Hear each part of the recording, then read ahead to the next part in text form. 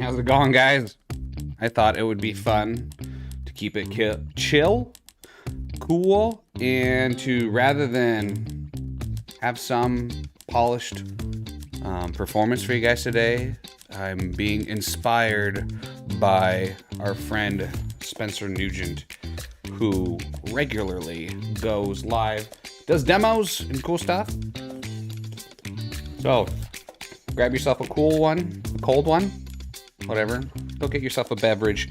And I've got some client work that I'm doing tonight that I think is cool to share with you and to work on. I think it would be foolish to somehow make an assumption that as industrial designers, we do only one thing. We sketch, we CAD, we do hand modeling and blah, blah, blah, blah, blah, blah, blah. There's really a lot more that goes to it. And if you're running your own business, as I am, you take all kinds of different opportunities as they come your way. So today, I'm going to be hopping into a software that some of you designers may or may not be familiar with, but After Effects. I wouldn't say that that's under the umbrella of general industrial design apps that we use.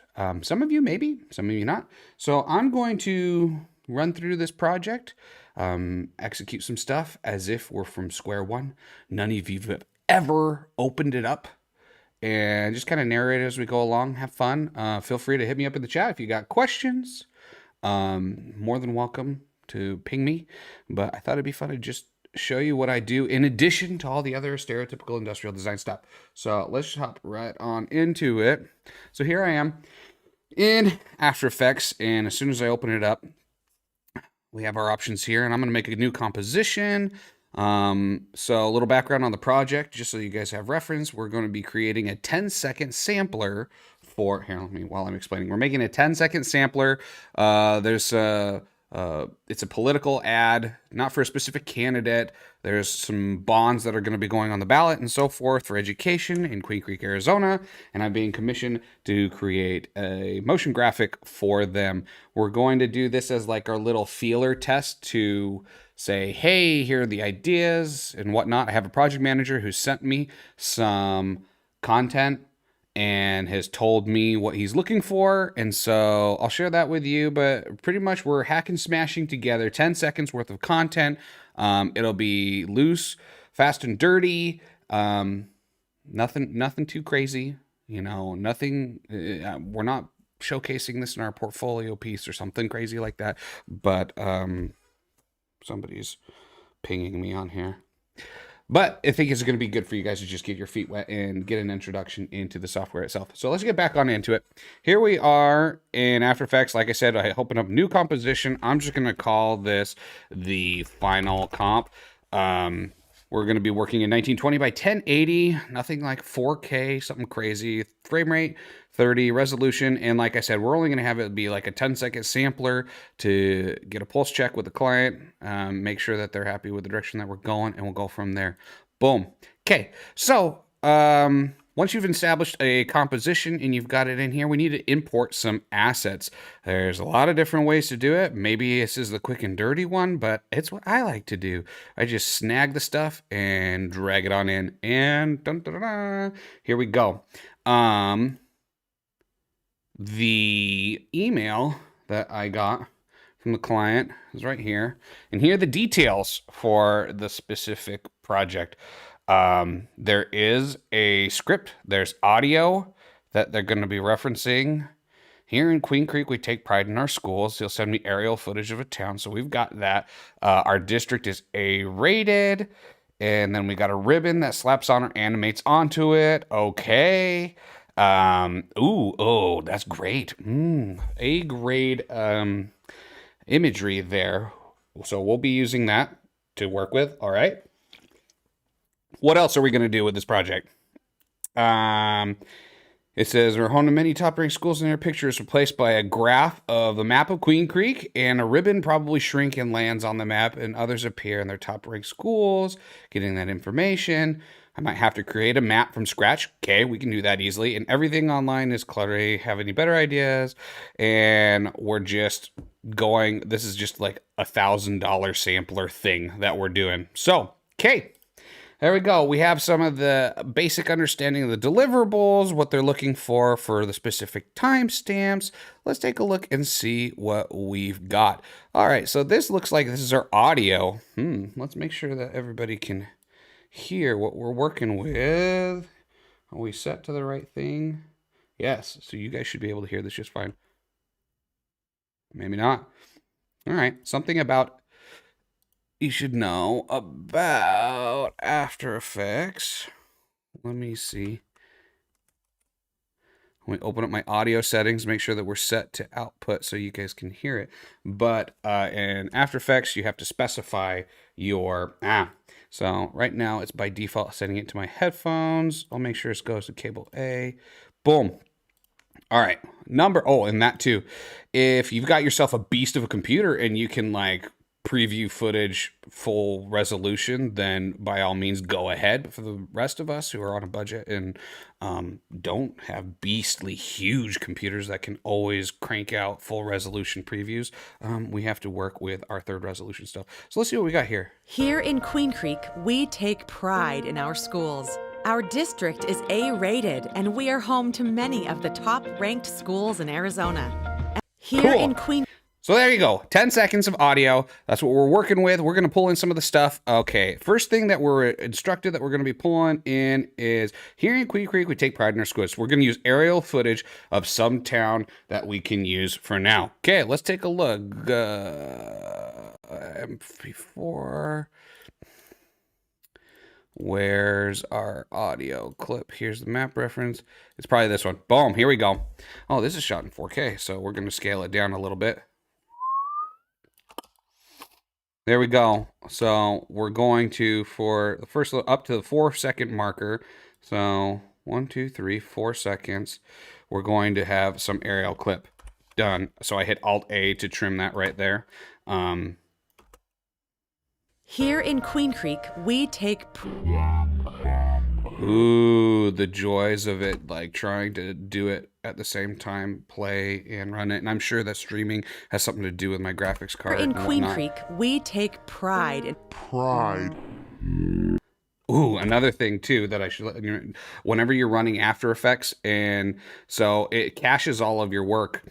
And if that cache folder is maxed out and is trying to read and write at the same time, like it's going to like super bog down your performance. So this is something that's helpful. If you guys have ever like jumped into After Effects and went like, WTF, man, how come this all like freaking sucks and I can never get it to work right?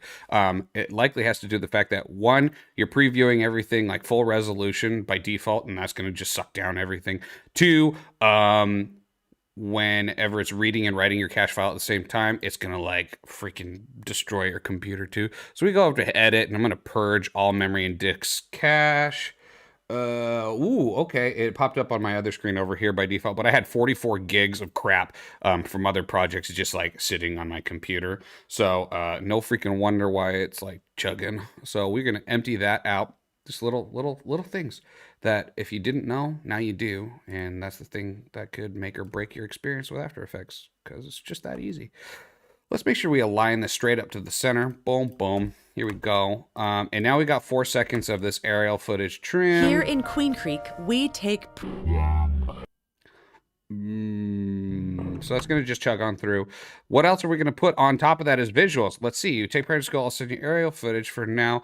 Our district is A-rated. The picture below comes on an A ribbon, slaps or animates onto it. So let's see if we can find ourselves a ribbon. Here we go. Ooh, a lovely JPEG. Let's see what size it is.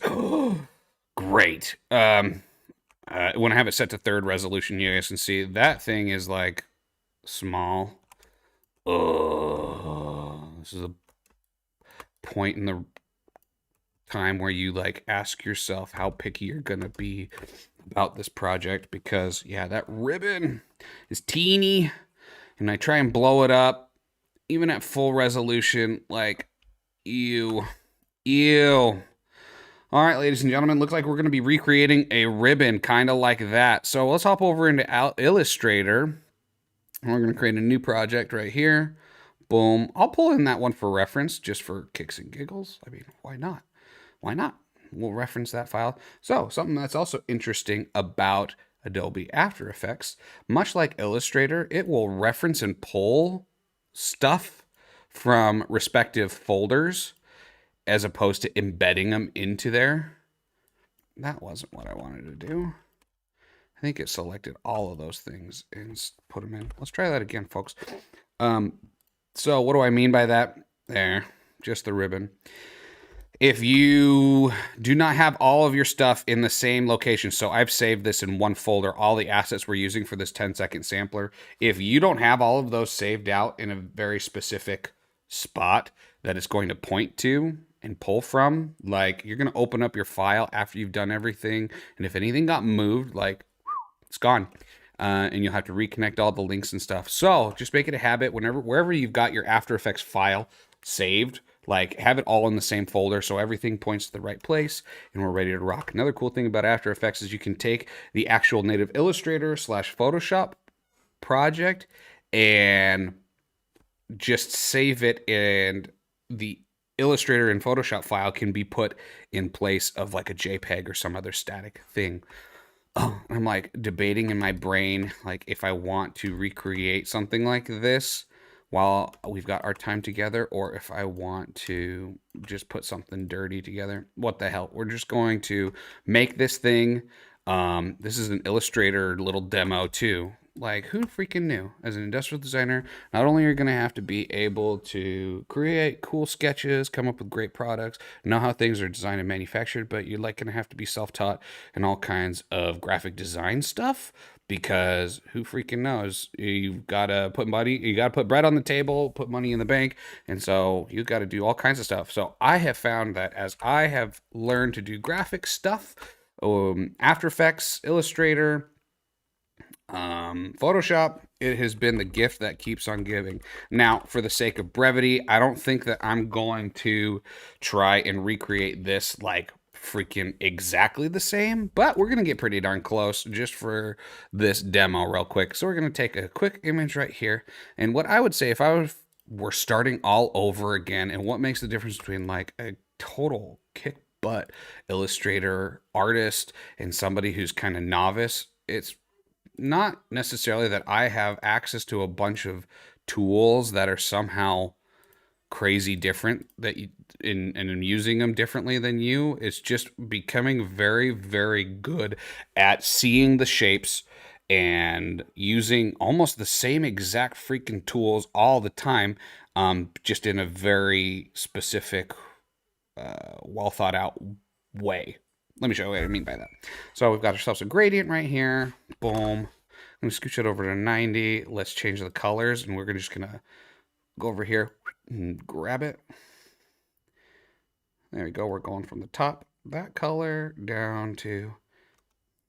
Come on, work with me here, guys. There we go. Let's pick this color over here. Come on. And I tell you, that's half of the battle, too, is when you're working with the software to get it to do exactly what you freaking want it to do. Let's add another point in the middle here and pick the color. Boom. Okay, that's a little bit closer to what we were working with. Awesome. And let me know if you guys like enjoy this kind of content. Hit me up in the comments, like, because I'm more than happy to do demos like this on the fly. There's lots of guys that are out there. Some better, like that's no skin off my nose. I know there's going to be all kinds of talented folks out there who are capable of doing crazy cool stuff. Okay, so I'm seeing, I mean, obviously we got a few different concentric circles. We've got that little sheen over the top, and we've got one like gradiented shape that's repeated all around. And like I said, it's not my goal to do exactly what we see here, because client doesn't really care that much, because I know that because I know him well. So what I'm going to do is I'm going to block out all of the shapes really quickly, and then we'll worry about color afterwards, and we'll have them side by side, which will probably be a little bit more fun to look at anyway. So for right now, I'm going to just hit D, make it the default color, and I'm hitting Control left bracket to move it around. Oh, I need to like get an on-screen display of exactly what I'm punching in. So since I don't have that, for now, I'm just gonna have to narrate it for you when I use some crazy hotkey. So you'll notice as I'm like highlighting and doing stuff that the reference image is not being selected. That's because I locked the thing. So Control Alt 2 unlocks, Control 2 will lock it. Or I think that you can right click on it and lock. Maybe. Maybe. I don't know. I've done it for so long now that like somewhere in here, lock, selection, Control 2. So there you go. So that's how you lock it. So to be quite honest, whenever I'm working in Illustrator, I don't like, there's a lot of you guys that'll do a whole bunch of super layers and stuff, and it has its time and place. Don't get me wrong. I do use layers, and especially whenever we're doing After Effects stuff, each one of those layers gets pulled into the new composition, and those are essentially movable assets. So for instance, we've got these two circles, and if those needed to move independently of some other shape on the screen, I would create a new layer and I would like name it circles. Circles get their own thing, and then I have my square over here, and so I can move him onto his own layer. And then square has his own thing. So this is kind of just me in a silly way, facetious way, explaining this dichotomy of how it all works. But we've got you have your respective layers, and as you pull that into After Effects looks at it and it separates those layers into actual layers that you can move and animate. So we're talking circles and squares, where it's probably more often used is when you've got like features on somebody's face. You know, their eyes are going to move independently. Their arm will move and articulate on its own as opposed to the body. So you'd have like a billion freaking layers over here for each one of those assets that you're going to pull in and animate independently on their own. So we don't really need to worry about a bunch of layers right now, because right now we're creating one simple thing. So instead of circles, I'm just going to call it ribbon. And no, I've got this keyboard has a few sticky keys. It drives me freaking bonkers. Okay, so 1, 2, and then let's copy, paste in place. Boom. So now we've got a few concentric circles. I'm going to move that to the back of that group. Now, how the heck would we like make that swooping shape? Well, let's figure it out, folks. So we're going to have ourselves something like this. We'll come out. I'm just using the pen tool, and I don't really care how far it terminates out, because technically it's going to be buried as I like copy them all on top of each other. So what I'm going to do is I'm going to mirror it. So I'm using the mirror tool, which is O, in case you didn't know. And if you hold Alt as you do it over to the other side, it doesn't work that way, does it? It's not mirrored. It is rotated. Duh, Russ. So let's do this. I'm going to just have a reference line that goes from one side to the other. And then let's try this. Copy, paste.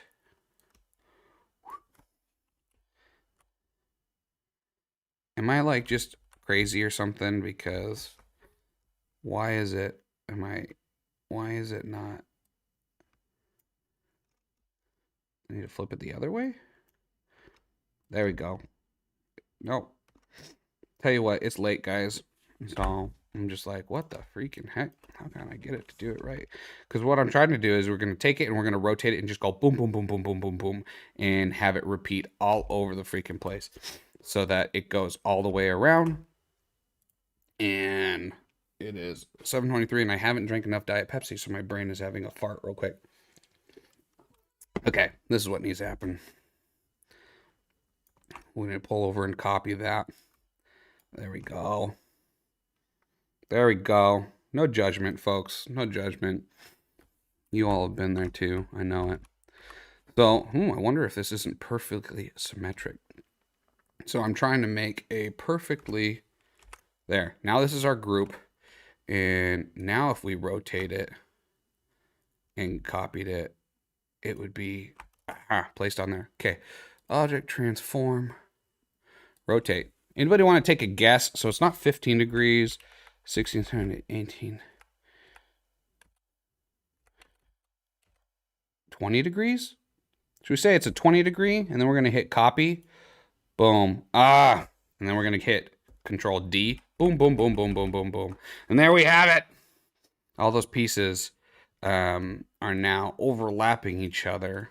But probably what would have been smarter is we'll do that after we establish some colors over on the side. So let's pick all this stuff, scooch it on over, and I'm going to select just this one. We're going to fill it with a gradient on the inside. Get rid of that. And come on. There we go. Pick our gradient. We're trying to fill it with a gradient. And let's pick colors for the gradient that we're filling. So it's going to go from like this bluish thing here. Let's pick our next one. You. I will choose you for my color. Boom. The next color here.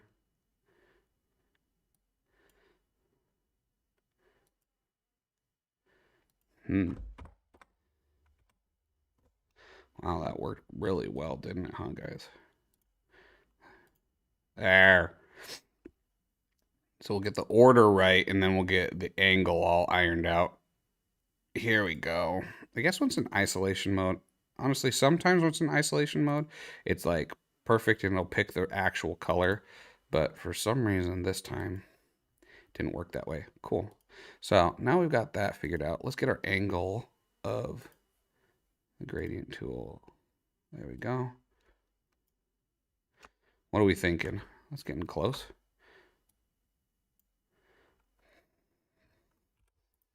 Good enough for government work. That's something my grandpa would probably say. Close is good enough for horseshoes and hand grenades. Is that what they say? I don't know. Anyhow. Long day. We'll just say that. Long day. Drifting and thrifting. Morning. Tell me where you're tuning in from, man. Or ma'am. Guess drifting and thrifting doesn't really give you much context.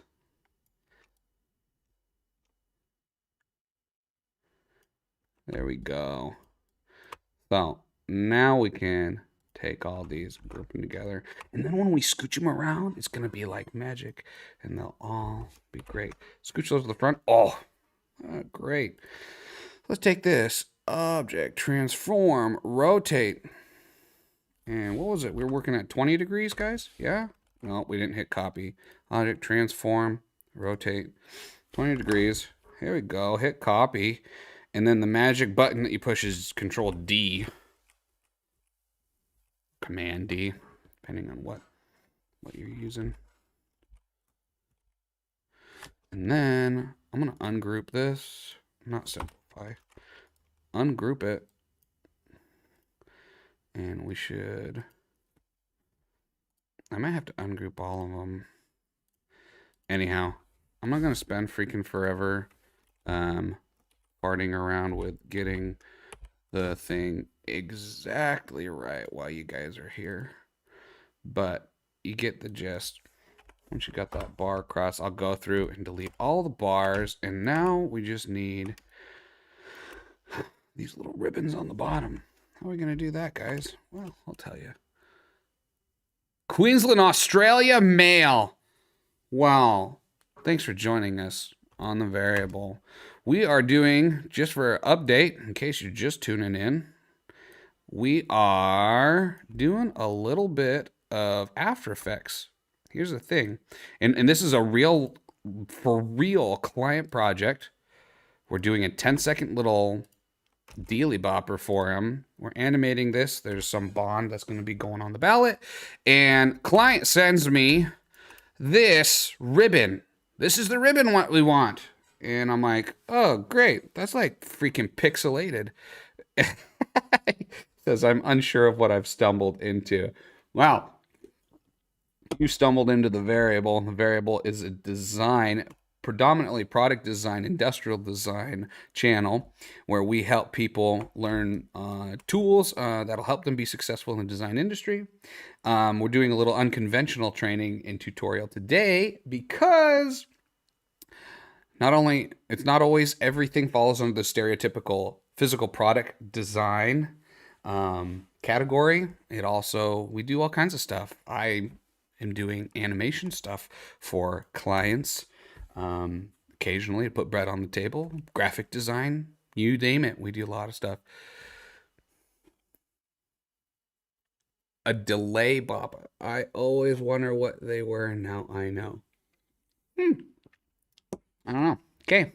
Wow. Anyhow, let's keep on chugging along on this, guys. So, for the sake of brevity, I'm going to just do some placeholder stuff, which is another cool feature that I'm going to teach you about After Effects.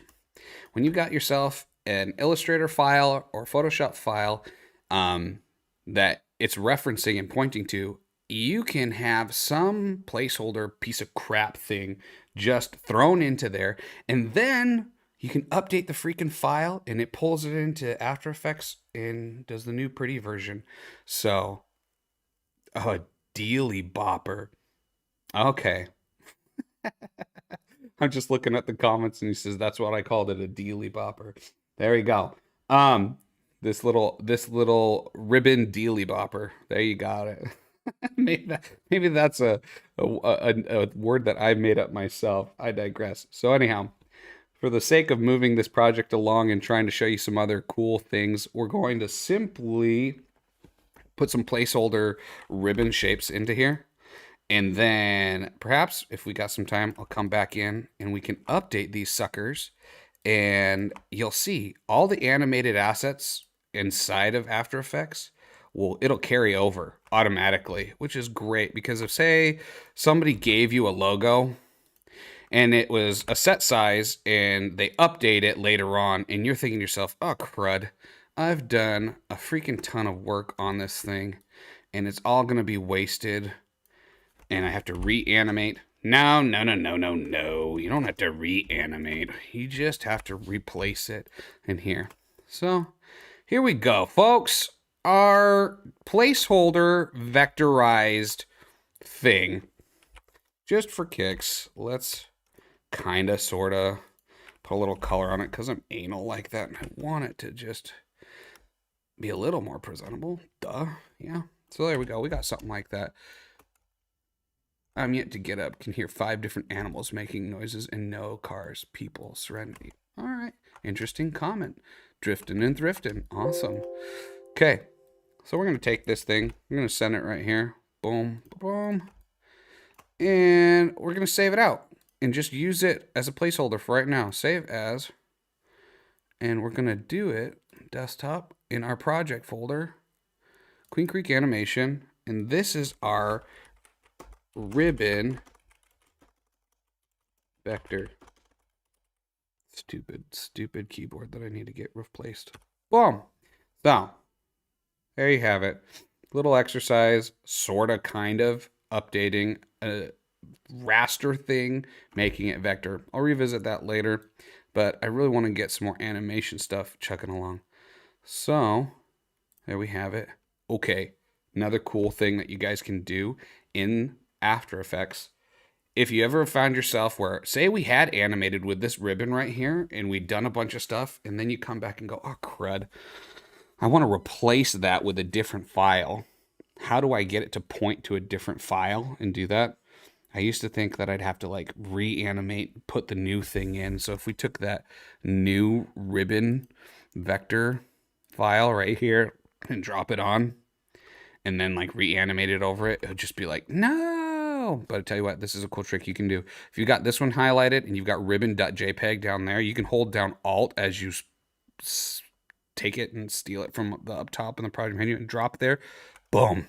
And it just replaces it. Now, I mean, there's a little issues as far as like scale and stuff that we're farting around with, but you kind of get the picture. We've got ourselves a Ta-da! New vector version. And I wonder if we're having issues with color and stuff because our color profile, document color mode, CMYK. Let's save it to RGB.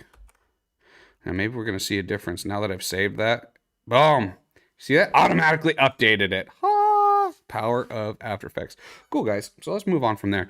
Client wants this thing to pop on. How are we going to make it pop on? Well, if you guys have never used After Effects before, let's get into it when we're talking about wireframing. So I'm going to go here to the very beginning, and I'm just going to play with scale. Now, as you can see inside the very, very center of our subject right here, there's this like point of rotation, the center point right there. If I use the Y command, which is this little thing right up here, the pan anchor tool, there you go. Like I said, I've used this for so long now, I forget. We can change the point at which it rotates from where it scales from. So I'm going to put it right there in the center, change the scale. It goes all the way up to 200%, but because it's a vector, it doesn't get pixelated. So we're going to start from 0. And since I used that little timer right there, clicked it, that made it editable in the sense that it is now going to put keyframes in. So if we scooch down a little bit in our timeline and scroll and change the scale. So say it goes up to 199. Ooh, that looks pretty.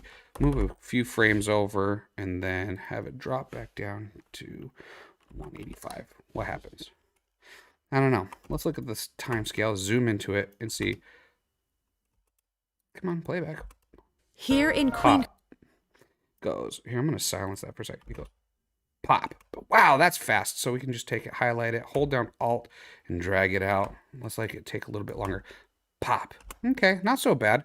But probably the first sign of somebody who's novice at working in After Effects and somebody who's a little bit more experienced is when something pops. Right now, it's all linear relationships. So if we go to the graph editor, bam, bam, bam, just snappy, snappy, snappy. So something else that we can do is we can hit play.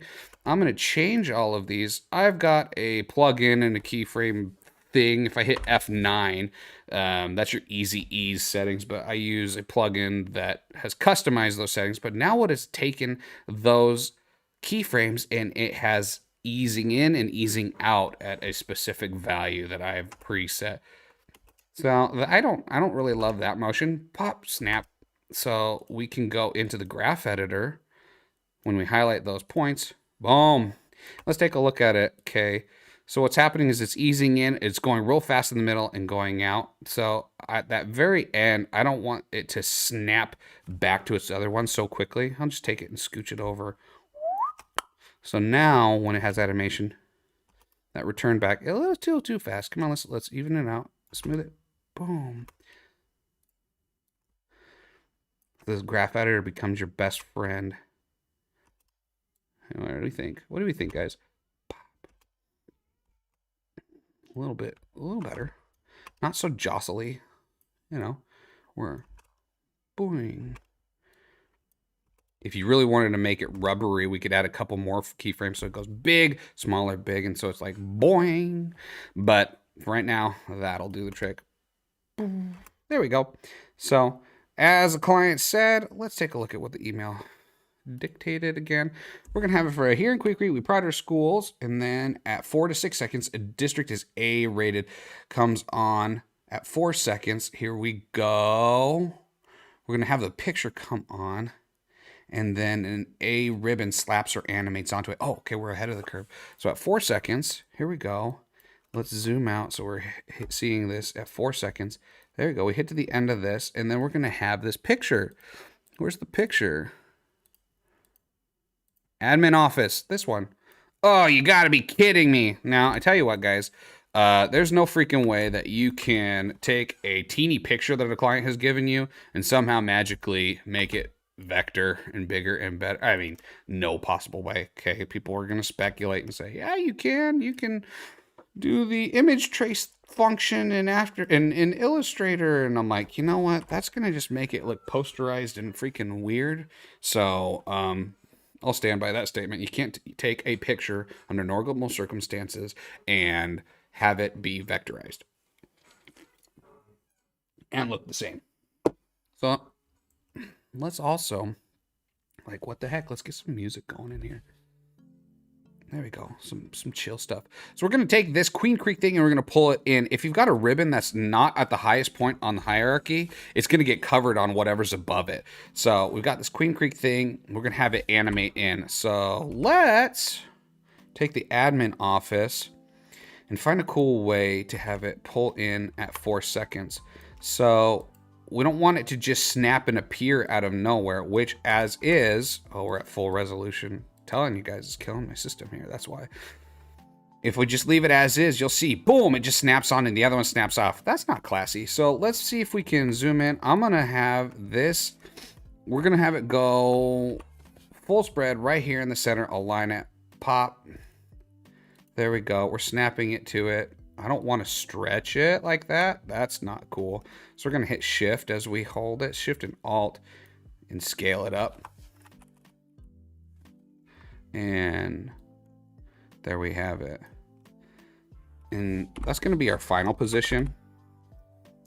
So, boom. That's where it ends. 1, 2, 3. And then it's going to come in. I'm just using Shift and the arrow keys to pull it in. We'll zoom out on the timeline. I'm going to use that same F9, which is the easy ease. Okay, that comes in, but that one, we want it to stick around while it goes in. So let's see that again. There you have it. Do we want that or should we go down from the bottom up? That's what I'm leaning towards, guys. Let's move from the bottom up, have it go in, and then have the thing come in. There. And then let's add a little bit more time to it so that this sucker can smoothly just ease on up. Just smooth is what you're going for, guys. Just smooth. Boom. And then we can take our ribbon and it can pop on here. So it goes, pop. There. Now we're getting somewhere.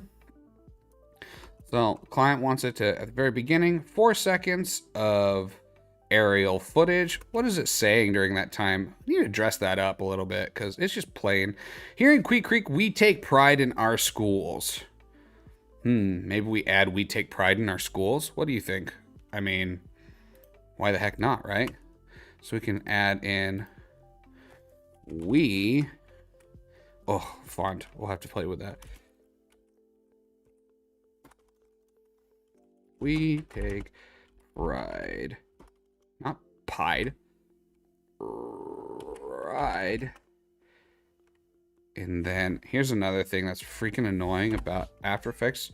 In other Adobe software, if you hit escape right when you finish typing it, it deselects it and lets you move on and go on your merry way.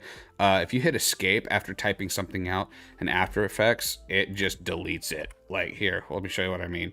If I hit T for my, and that's the other thing. T is the hotkey in Illustrator, Photoshop to start typing. It is not the hotkey for that in here. That is opacity.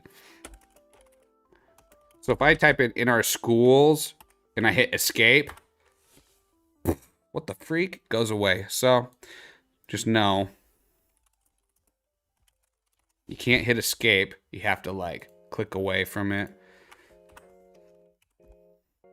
Otherwise, it just undoes whatever you had done.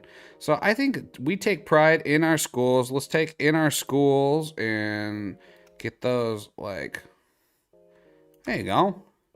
And there's always something to be said about mixing up your font. So we got Helvetica regular. Let's make it bold on the top one. And then we can like in our schools. So here's something fun that we can do with those. We can have we take pride come on and then from behind it in our schools. I'll show you that little fancy trick. So you saw us keyframe and move stuff already. Let's keep on doing that. Ultimately, at the final end, the last thing that they're gonna, the last position they're gonna be at is these ones. So I'm gonna hit the timer right here, hit the keyframe, so we know, boom, they're ending in just the right spot. So let's scooch back. I'm gonna take we take pride, and just bear with me, folks. Just bear with me. It's gonna be cool. I'll show you what we're doing. So we're gonna have this, and then I'm gonna put a mat over the top of it. So it ends up kind of like sliding in as if like when you're opening a drawer from top view, it comes in and reveals through that. So here we go, we've got our easing. I don't really like it coming easing in and out. There's no reason for that, so we'll just have it, boom, we take pride, make one more frame over. And I'm farting around getting the timing on this just because I like it, but I'm gonna have to listen to the audio. Oh, there we go, that's just so much smoother. And then we're going to take in our schools, do the same thing. And we need to take in our schools. And you'll see. Okay, let's take the easing off of that one. We take pride in our schools. So I want in our schools to come in just a tad behind it. So I'm scooching that layer over. We take pride in our school. No, a little bit more. We take pride in our schools. And we need to take in our schools a little off a little further to the left. There we go. Okay, now it looks weird right now, but I'm going to show you a cool thing. So here's the thing. In After Effects, there's two different ways that you can control what's being shown on the screen at a time. You can have like what's a regular standard mask. The problem is a standard mask is going to move with your content as it goes along. So let me show you what I'm talking about. So if I take We Take Pride and I take a shape and I create a mask over it, you see how it's cutting it off, and say I just select it right there. And ultimately what I'm thinking in my head is I want that mask to stay where it's at and have the text move. That's not what's going to happen. A regular mask moves with the keyframes. So what you're thinking of what you want to happen is actually a track mat. So this is how it's done. I'm going to create a new layer on top of that one. New shape layer. And just bear with me. It's going to be cool. It's going to be cool. Boom. So it just so happened to pick a gradient fill. Don't worry, that shape is going to disappear. So what it does is, say this is the We Take Pride is the layer that I want to have cut off and covered as it reveals. It is going to look at the layer right above it as a reference for its alpha, like the track mat that it's going to be using. So I go down here to track mat and I set it to alpha, and now watch what happens. By doing it this way, that shape on top is independent of the bottom one. It doesn't move with it. It'll stay on its spot, and it's telling the software saying, I'm on top, I'm the reference layer. What's beneath it will move independently, and I'm telling it where to expose the lower layer. So We Take Pride. Here, let's turn off the in our school so it's a little clearer.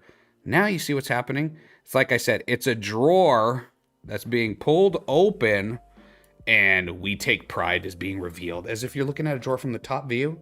Does that make any freaking sense? You're opening it up and We Take Pride is coming out. You know, cool stuff. So boom, We Take Pride. Now say you didn't like that hard line on it, and you might have noticed as soon as we like assign the mask layer, the alpha mat, it by default will turn off the visibility of that layer above it, which is helpful, which is the way it's supposed to be. I can't think of a reason why you'd want the top one that it's referencing to be turned on, but you know, to each his own.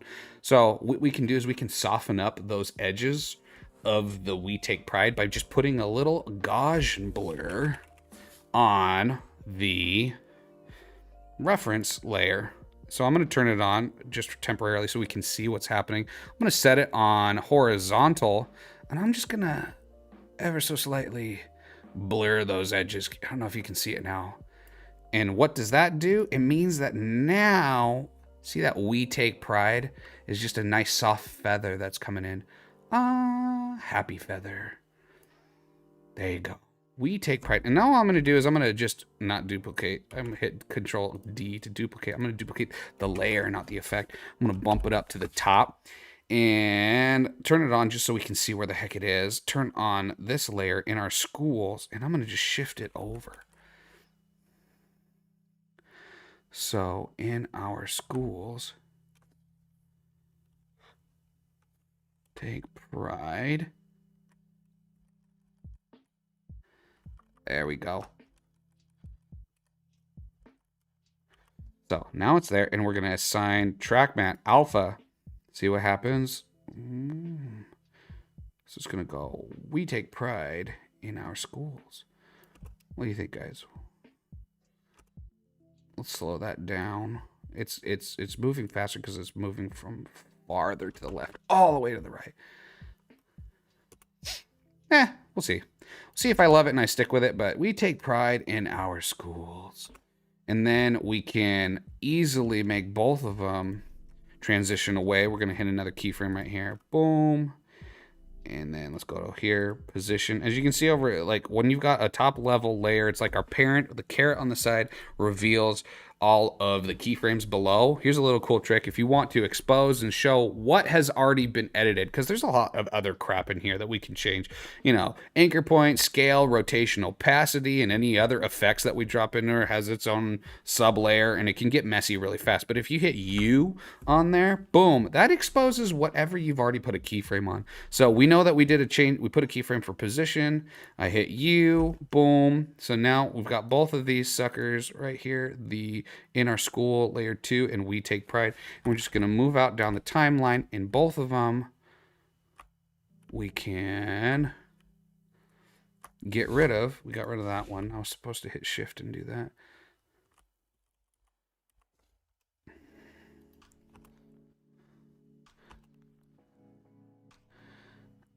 So I think that it would look better if in our schools went away first. We're playing around. We'll experiment and see where this takes us, because it's just an example. We're just having fun. So we take pride in our schools. Boom, boom. And we've got the school administration picture that comes up. Maybe that's a little too busy going to the left and coming up, but you guys are learning some tools. I'm having fun messing with it. So Queen Creek, and then boom, we've got that little thing pop on because it's an A grade. So let's look down over and take a look at the notes from the client. After that pops on, it's A rated. And then from 6 to 10 seconds, we're going to add, and we are home to many of the top ranked schools in Arizona. The picture is replaced by a simple graph map of Queen Creek, and the ribbon probably shrinks and lands on the map, and others appear where their top ranked schools are. Okay.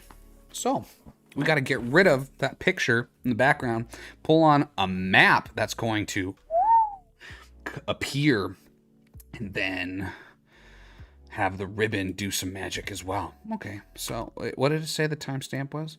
It was at 6 to 10. Yeah. Okay, here we go. So we're gonna head over into 6 seconds. I mean, that's really fast because it comes on. I guess it's going to come on and then go off pretty fast. So we've got our admin office. How should we get rid of it? There's a few different ways that we can get rid of this. You know, we could slide it on, or I'm thinking we're going to do something fun here instead. Let's take the next layer that's above it, and we're going to do like let's do like the Looney Tunes. I'm like Porky Pig. I was going to say Looney Tunes. Comes up and it just goes full screen. You know, how could we do something like that? There's a few different ways that we can do it, and I'll show you. Maybe one, maybe two. We'll show you how you can do that. So we just need to cover essentially that back layer with a new layer that's a circle shape and have it expand and get big to take up the full screen. That's one way of doing it. Or we have a full frame that has a circle mask that grows. So those are the two different ways that we can go about it. Either way, let's go in here. Layer, new.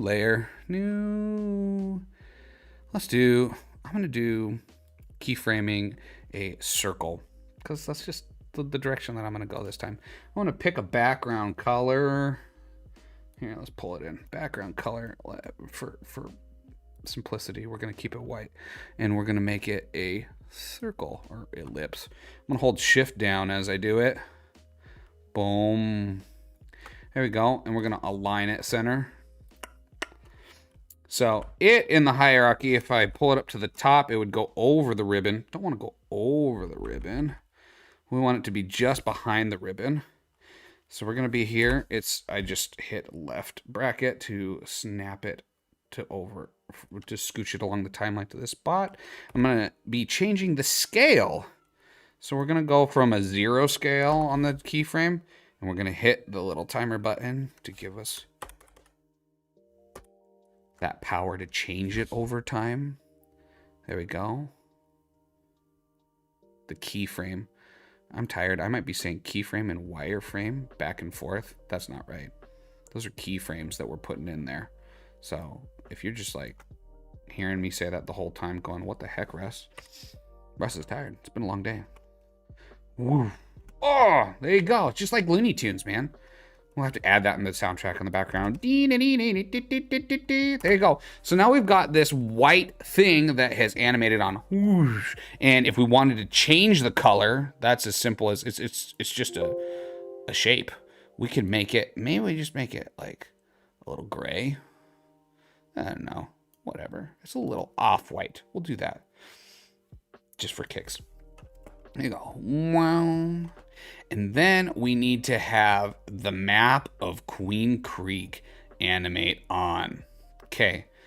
This is the point in time where I'm going to take us pause for a second and talk to you guys about organizing your project. Because as you can see, I'll pull it back up in a second. We're already starting to get a number of layers in here. And there's some cool tools that you can use to help you navigate that and simplify things. Because if you got like a freaking billion layers in there, and it's a mess real fast. So there's a couple different things that we can do. First of them being, we've got like this shy tool right here that allows us to hide specific layers as you're working on them. So for example, say this shape layer right here, I wanted to have it shy. I could click on here and you can see his head peeks from beneath the wall. He goes away. And then when I hit this shy button, boom, he disappeared. That layer disappeared. So if you've just got a number of things that you don't want to see over and over, but you don't want to like have them go away, because that would be bad. You just don't want to see them so that you can navigate through stuff. Just use that little shy button. That's a cool one. Another thing that's really important is the use of compositions. Pre-comping is like a must, a thing that you gotta have. So when you're pre-comping stuff, essentially what's happening is, think of it like when you have a file structure, you know, like my computer, documents, and within the documents folder, you can have English 101 as another folder and another folder and another folder. And it just kind of goes, you know, 5 or 6 levels deep, you know, Inception style. Well,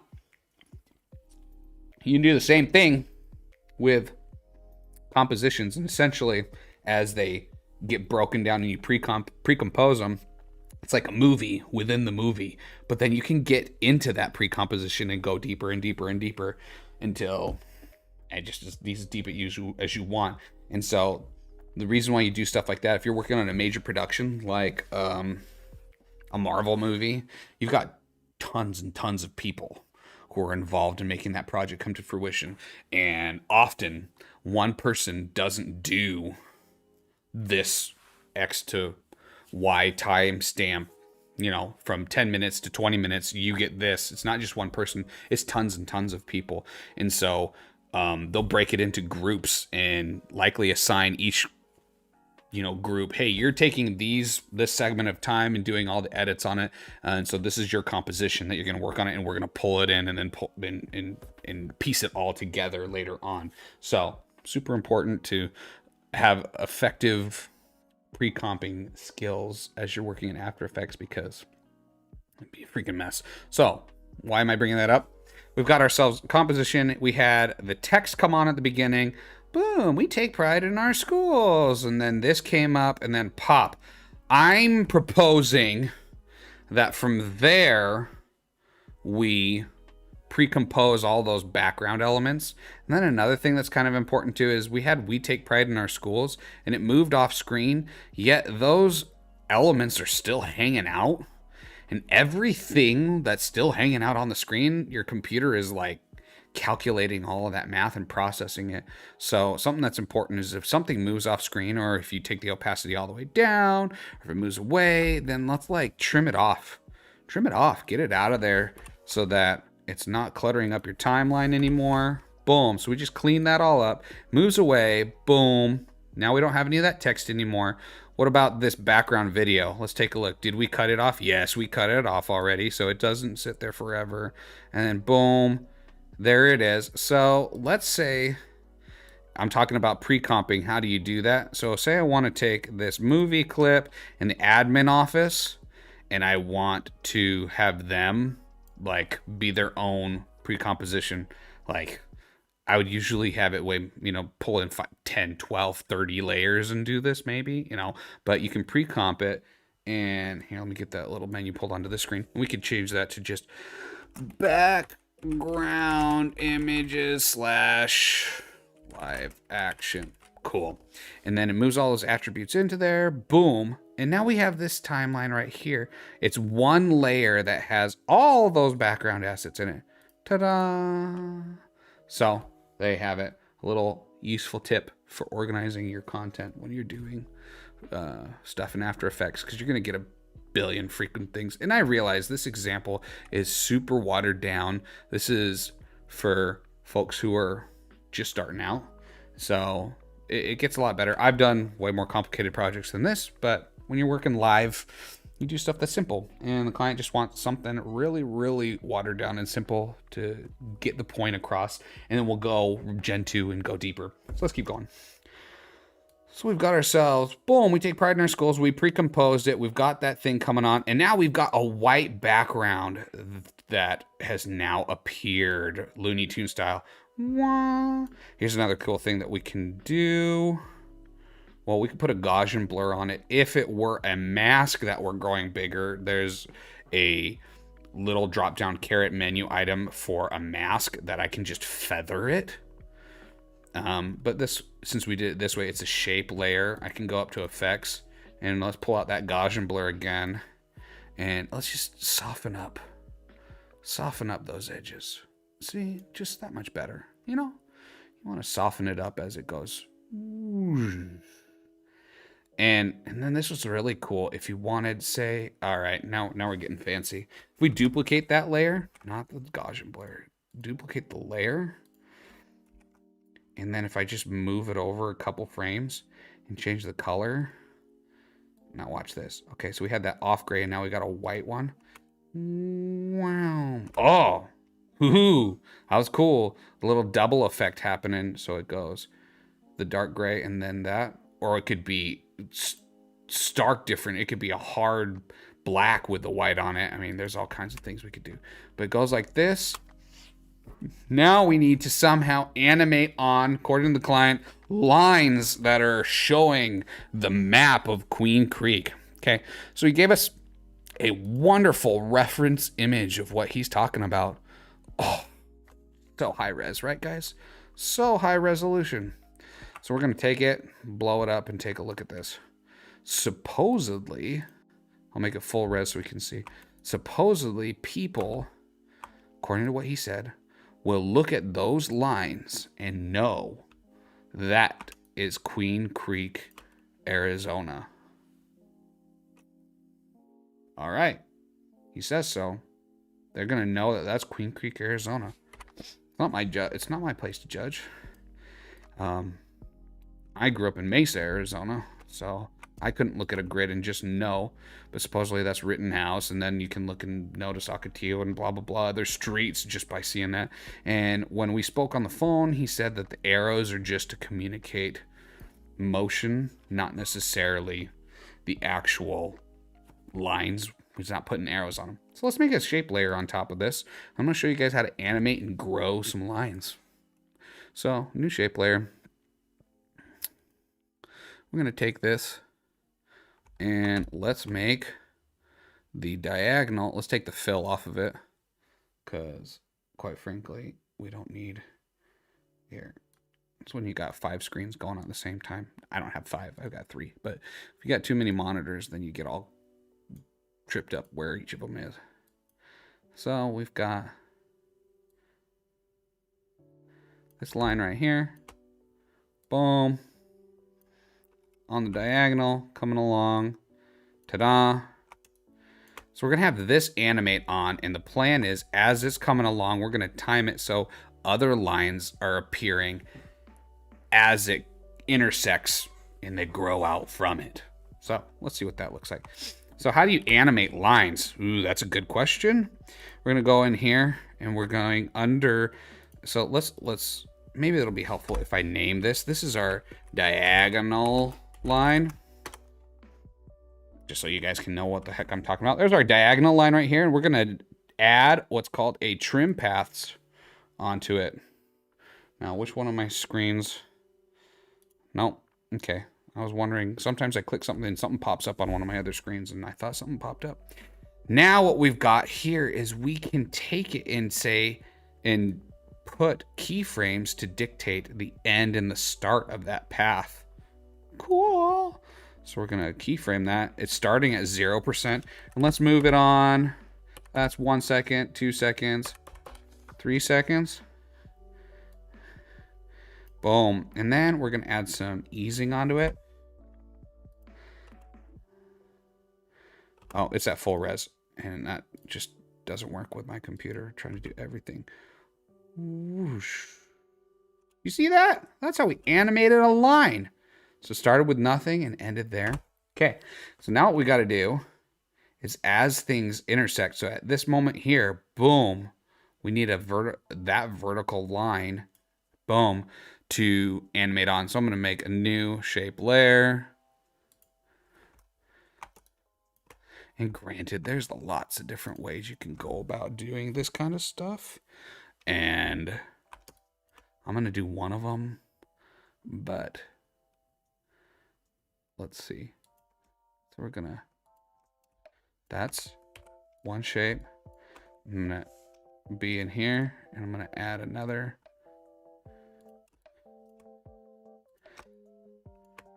Are you guys jamming into my grooves here? By the way, this is Stream Beats by Harris Heller. If you guys are familiar with him, he's awesome. A lot of the inspiration and ideas that I've come up with when it comes to putting together the variable show have come from following and subscribing him. So Alpha Gaming, Harris Heller, he's awesome. If you guys are looking for some cool places to tune into and subscribe to, definitely do it. And I mean, what the heck? When it comes to subscribing, I should throw myself a little shout out right there. If you made it this far in the video, kudos to you. And so hit subscribe. We talk about all kinds of stuff. We have our polished, put together live Q&A sessions where we have industrial design guests come on the show and do live interviews with people. It's great. But every once in a while, we're going to just chill, break out a cold one, and pick a beverage of choice, chat, and we're going to just do some random demos and stuff. Happens to be After Effects today. So who knows what it'll be next time, right? Back to it. So we've got ourselves clipping along. We've got the line. I'm going to have these start animating right when it hits there. Boom. So we're going to do the same thing again. We're going to trim paths. Add. Trim paths. And here we go. And oh, isn't that cool? So we're going to have it. Keyframe starts right there. 1, 2, 3. I'm going to give it 1 second, say. And makes it to 100%. Keyframed it. Let's zoom out. Let's see what that looks like. It should hit right when it hits that spot. Boom. Okay, a little bit late. A little late on the... You know what? I know what it is. It's because we did such a hard ease in. It hits it and then goes past it. So let's try it without easing on the front. Okay, that's kind of cool. So it goes and boom. Awesome. So let's do another layer like that. Let's take shape 1 and 2. We'll duplicate them. And that way, We can scoot them over, adjust their lengths a little bit, and they should already be keyframed. Nope, that's not gonna work. Just crud. Spoiler, because it's gonna start at the same time, isn't it? Too bad. What we can do though is we can duplicate this whole thing. That's what we'll do. Scoot it over. See, there's tricks. There's little tips and tricks, things we can do. Just gotta like be smarter than the software, right? Gotta be smarter than the software. So it goes up, but we need it to this top shape. So let's go down. Shape 1 needs to be here instead. And shape 2, no, we're not drawing on it. Shape 2, boom, starts there. So now let's see. It's going, and it's going to be at the same time, so we need to adjust it a hair. Boom. So it's going to stop there, start there. So I scooch that on the timeline. Boom. Let's do it again. Let's just do it again. We're going to duplicate. No.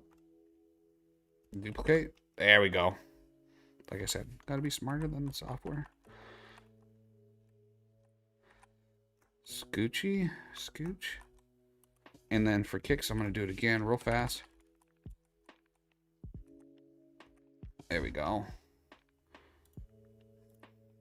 And I did mention him earlier on in the stream. Our good friend Spencer Nugent has inspired this not random. He's inspired me to get out there and put together some content live like this where we're walking you through some tutorials. So make sure you guys give him a little love on his channel. If you're not already subscribed, he's a freaking badass. And you should subscribe to his channel, sketchaday.com. He's a beast, man. Cranks out stuff all the time. Content king. So you might have picked up on it. I have absolutely no qualms with pointing people in other direction of other great content creators.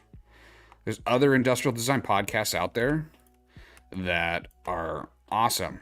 Just awesome. And I'll even say that on the show whenever people will come on and, you know, if like Michael DeTullo came on my show and he's been on a number of podcasts, and I try earnestly to come up with questions that just aren't the freaking same ones that you've heard over and over and over again, which is quite challenging because, I mean, they're popular people.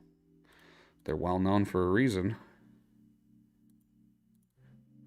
All right, what's happening here? I'm going to take that sucker and move him down. Oh, we're not scaling him.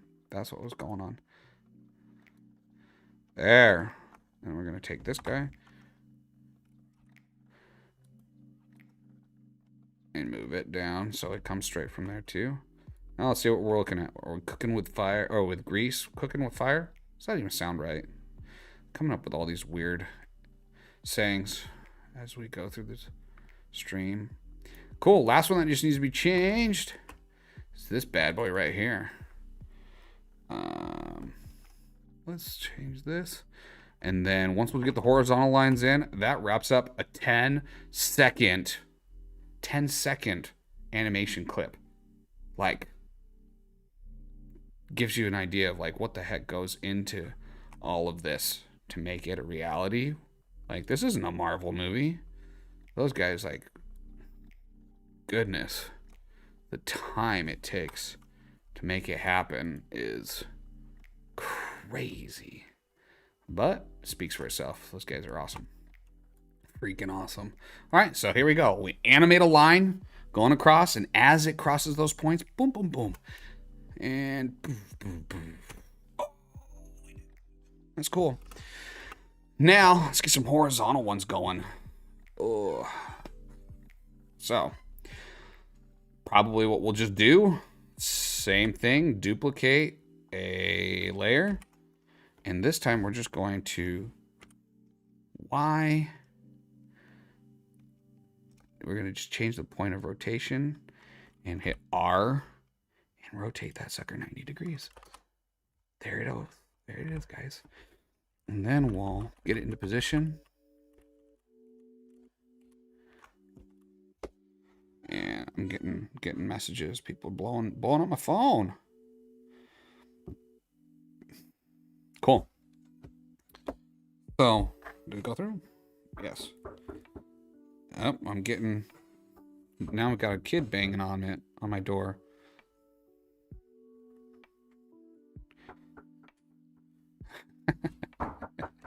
Benefits of being a dad, right? Messaging my wife. Hey, tell him to leave me alone.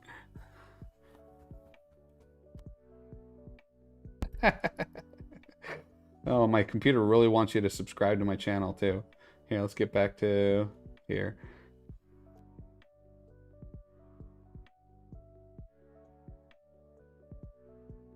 Okay. So, oh, let's get me back on screen. Sorry about that, guys. So we're going to be animating those horizontal lines, and then we're calling it a day, because we're almost, that's all that they wanted, was some little thing to dress it up. If any of you guys have kids, you know what it's like to have a studio working from home, like hit me up in a chat or cooking with gas. There you go. Thanks, Design Theory. I've gotten so sucked into my work, I didn't even like look up and see your message to me. Design Theory, another one of those great channels, guys, that you should all check out. They do awesome interviews. Great, talented industrial designer. Definitely should check them out. Okay. So I'm going to just, now that we've got it horizontal, I'm going to change those anchor points on the content, and see, it keeps on scaling it. Snag it, scooch it over. There we go, got one of them.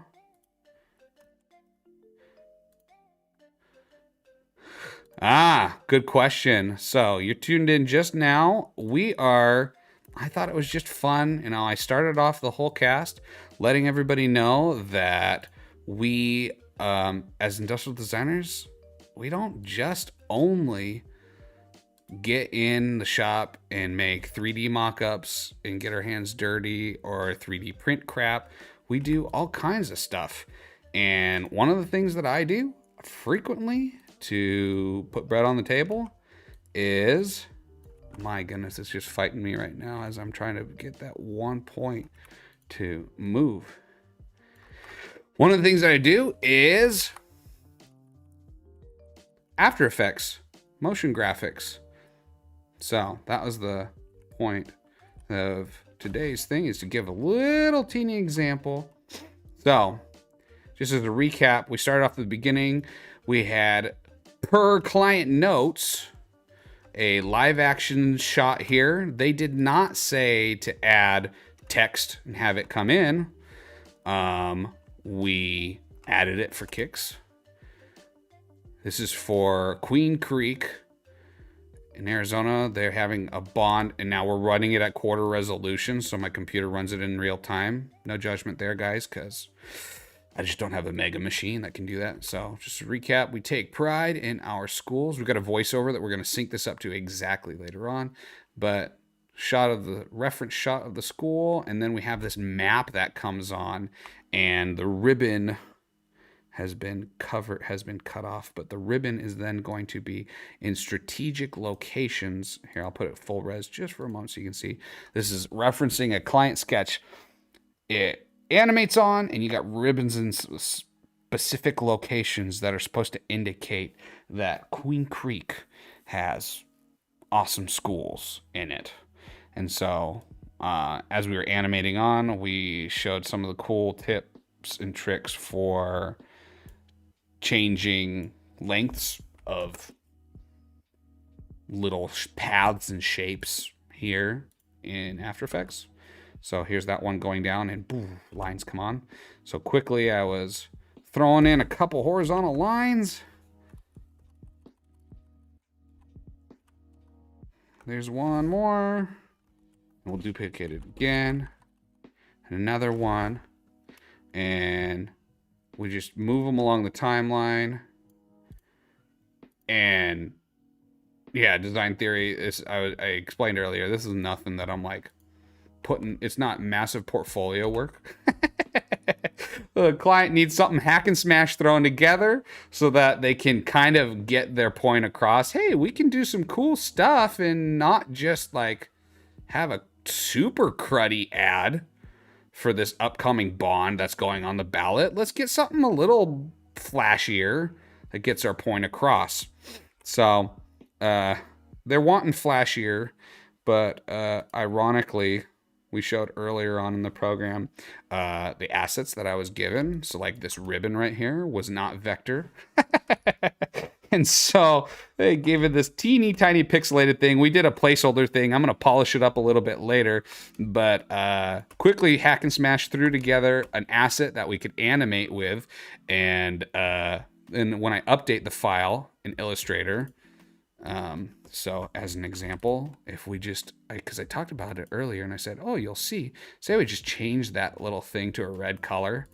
This is what's awesome because it just references it. So I'm going to save that. Then what happens? Ready? Come on, don't let me down, After Effects. Don't let me down. Reload footage. Oh, boom. There you go. Sometimes it does it all on its own. Other times you have to like give it a kick in the pants to make it happen. So here we go. It just updated it for you. So I'll be able to polish it out. Well, there you guys have it. A few little tools. Hopefully, yeah, I'll be scooching those things over, having them, we'll work out some of those kinks. But hey, if you haven't worked in After Effects, like, get in there, guys. It's just something that for me is the gift that keeps on giving. Having spent time learning After Effects, motion graphics, and graphic design has just been something else, another quiver to put in my arsenal. As I have tried to get jobs, it's been the difference between what has gotten me work in the past and has made it so other people haven't.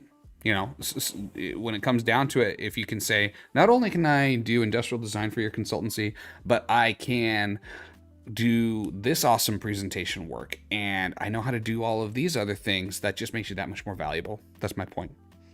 Case in point, add lots of talents to your skill set and it makes you valuable. The way that Adobe products work together is really nice. Yes, it is. I'm telling you what, because it can be a lifesaver if you're working on something. And just when I did that quick save in Illustrator and updated it, could you just imagine if every time you had a client who needed their logo switched out to a different color or something like that, that you had to reanimate those assets? It's just like, oh, no.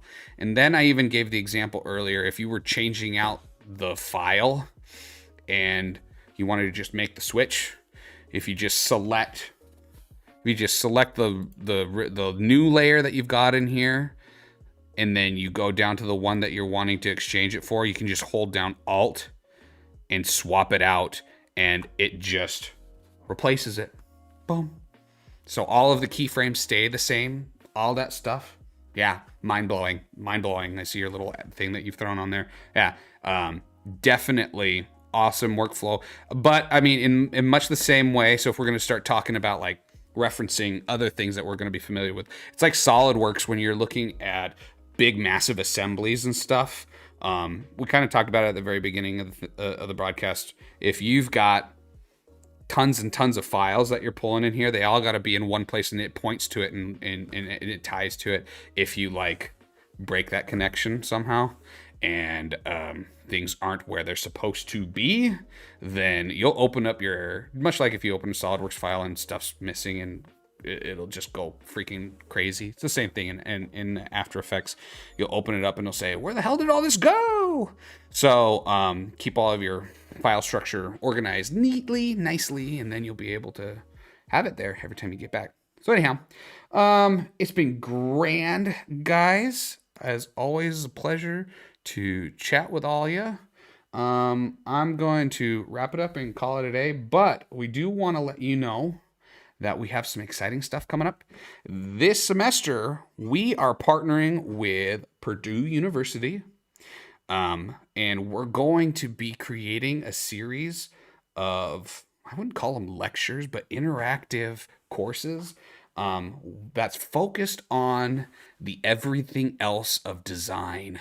We talk about hard skills like sketching and CAD and all of that stuff all the time. There's a plethora of that kind of content out there. I mean, I threw out my buddy Spencer Nugent, sketchaday.com. He's awesome at what he does. Reed Schlegel is going to be coming on the show this next Thursday.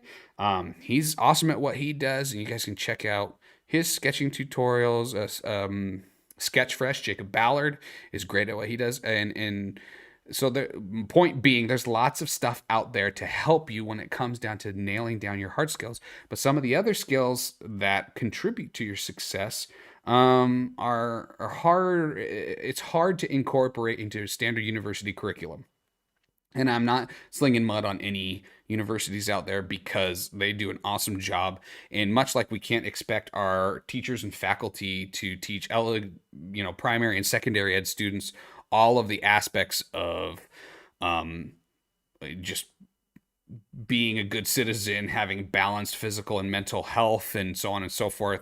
We can't expect our universities to cover everything. So some of the topics, one of them being presentation, we're going to go over that. So one of the exercises that, just to kind of throw you a little bone, we're going to be doing an exercise on presentation where all of the students have a same asset library that they're going to be working with, and we're going to make presentations and practice using the same assets. So nobody's got any leg up on anyone else when it comes to CAD software or rendering software and stuff. We're just going to practice with the same images, same copy, and see what they come up with. And there's going to be a difference. And we're going to talk about that. We've got some excellent guest speakers who are going to join us and discuss that.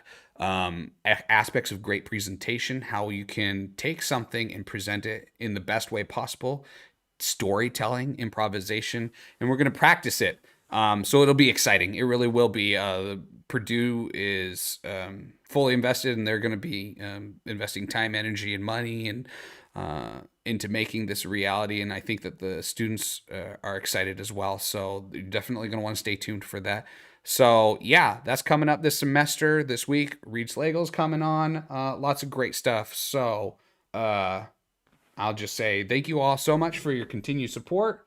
And we will see you around next time.